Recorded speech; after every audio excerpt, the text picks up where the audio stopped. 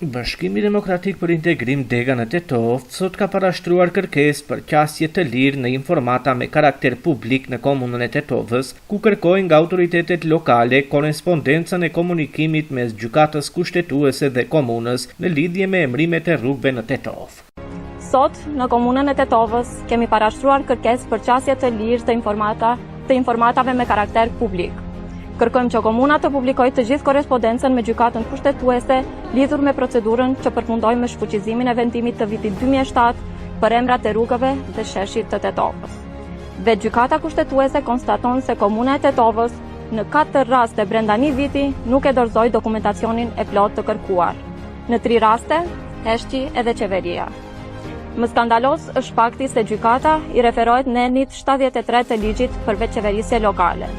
Ky nen përcakton qartë se nëse qeveria nuk përgjigjet brenda 60 ditëve nga pranimi i kërkesës, pëlqimi konsiderohet i dhënë dhe akti komunës pranohet siç është propozuar. Pra, sikur komuna të kishte dorëzuar provën se kërkesa për pëlqim ishte dërguar qeverisë, heshtja e qeverisë nuk do të ishte pengesë juridike. Por komuna nuk e dorëzoi këtë dokument as pas kërkesave të përsëritura të gjykatës. Kjo ngre dyshime serioze për një pazar politik mes qeverisë dhe pushtetit lokal në Tetov. Bilal Kasami nuk mund të fshihet e as të amnistohet nga ky veprim. Ai mban përgjegjësi të plot politike për këtë heshtje dhe për pasojat që rezultuan me shfuqizim të vendimit të Këshillit Komunal të vitit 2007. Presim përgjigje sa më të shpejt brenda afatit ligjor. Tetovarët meritojnë ta dinë të vërtetën.